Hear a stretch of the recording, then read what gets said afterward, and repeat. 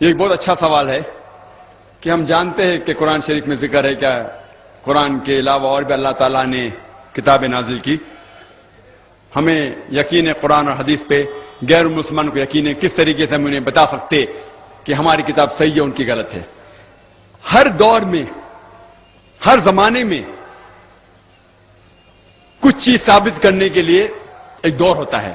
مثال کے طور پہ پہلے دور تھا معجزہ کا، معجزہ، اور الحمدللہ قرآن ثابت کر چکا ہے کہ اللہ کی کتاب ہے، کیونکہ سارے جہاں میں سب سے بہترین معجزہ ہے قرآن شریف. اس کے بعد دور آیا لٹریچر اینڈ پوئٹری کا. اردو میں کیا کہتے ہیں؟ لٹریچر اینڈ پوئٹری، شعر شاعری کا دور. اس ٹائم اونچائی پہ تھے جب قرآن نازل ہوا. اس ٹائم عرب سب سے اونچائی پہ تھے عربی زبان میں. زبان کا دور تھا، شعر اور شاعری کا. الحمدللہ ثم الحمدللہ مسلمان اور غیر مسلمان دونوں جو بھی عربی جانتے وہ تسلیم کرتے کہ قرآن مجید سارے دنیا میں سب سے بہترین کتاب ہے عربی زبان میں. لیکن آج شعر شاعری کا دور نہیں. اگر میں کہوں گا شعر شاعری کے زبان میں کہ دنیا چپتی ہے، کیا آپ مان لیں گے؟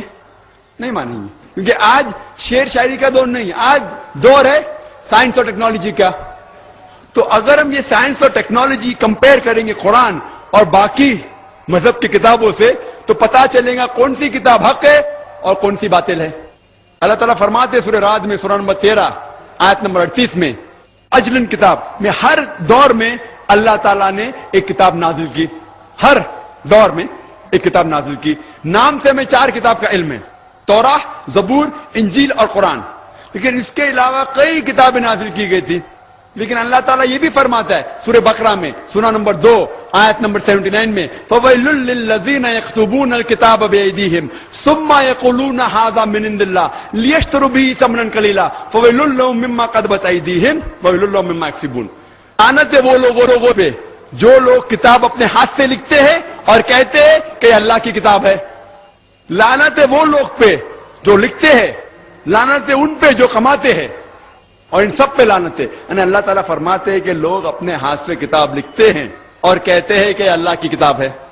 اللہ تعالیٰ یہ بھی فرماتے سورہ بقرہ میں سورہ نمبر 2 آیت نمبر 111 میں قُلْ هَاتُوا بُرْهَانَكُمْ إِن كُنتُمْ صَادِقِينَ.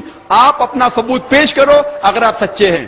کوئی بھی کہتا ہے کہ اللہ کی کتاب ہے تو آپ ان سے کہیے قُلْ هَاتُوا بُرْهَانَكُمْ. آپ اپنا ثبوت پیش کرو اگر آپ سچے ہیں. تو آپ اگر کمپیئر کریں گے قرآن مجید اور سائنس کو، آج سائنس کا دور ہے، تو الحمدللہ ثم الحمدللہ قرآن مجید میں ایک بھی آیت ایسی نہیں ملیں گے آپ کو جو اسٹیبلش سائنس کو ٹکراتی ہے.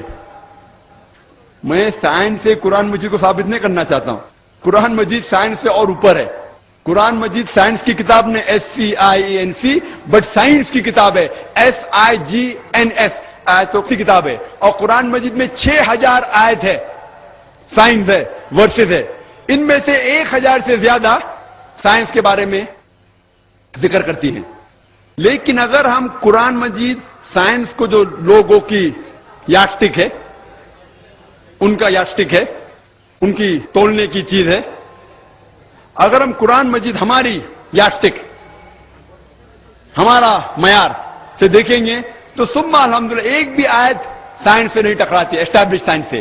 لیکن یہ اگر آپ بائبلز ملائیں گے، ہمیں پتا ہے کہ انجیل اللہ کا کلام تھا، لیکن یہ بائبل ابھی ملاوٹ ہو چکی ہے.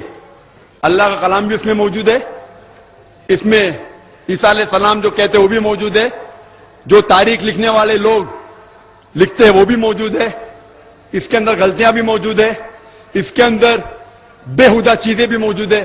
ہم کہتے یہ پوری اللہ کا کلام نہیں ہو سکتا، کیونکہ اگر آپ پڑھیں گے بائبل میں یہ لکھا ہے گاسپل آف میتھیو میں چیپٹر نمبر 4 ورس نمبر 8 میں، اور gospel of Luke chapter number 4 کہ دنیا چپٹی ہے. ہم جانتے ہیں دنیا چپٹی نہیں ہے. بائبل میں یہ بھی لکھا ہوا ہے کہ چاند کی روشنی خود کی ہے. یہ ہم جانتے ہیں بالکل غلط ہے. Genesis chapter number 1 verse number 16 and 17 اس میں یہ بھی لکھا ہوا ہے کہ اللہ تعالیٰ نے تارے بنائے سارے فلک میں تاکہ وہ دھرتی کو روشنی دے سکے. ہم یہ جانتے ہیں کہ آج فلک کے اندر کروڑوں گیلیکسیز ہے. ہر گیلیکسی میں کروڑوں ستارے ہیں. ہم صرف ہمارے گیلیکسی کے علاوہ 2 گیلیکسی کے تارے کو دیکھ سکتے ہیں، یعنی 3 گیلیکسی سے زیادہ تارے کی روشنیاں پہنچتی نہیں. تو یہ کہنا کہ اللہ تعالیٰ نے سارے فلک میں تارے بنائے تاکہ وہ دھرتی پہ روشنی دے سکے، بالکل ان سائنٹیفک ہے، سائنس کے خلاف ہے. بائبل میں لکھا ہوا ہے، بائبل میں جینیسس میں چیپٹر نمبر 3 میں کہ سانپ ریتی کھاتا ہے. ہم جانتے ہیں سانپ ریتی نہیں کھاتا ہے. ایسے کئی چیزیں لکھی گئی بائبل میں. آپ میری ویڈیو کا سے دیکھ سکتے ہیں جو میرا مناظرہ ہوا تھا ایک امریکن کے ساتھ ڈاکٹر ولیم کیمبل، اور اس کا موضوع تھا Quran and the Bible in the light of science. Quran اور بائبل سائنس کی روشنی میں. اور اس کے اندر کم از کم 38 وقت بہت کم تھا، 38 سائنٹیفک غلطیاں میں نے بائبل میں نکالی، اور ڈاکٹر ولیم کیمبل ایک بھی غلطی کا جواب نہیں دے سکے.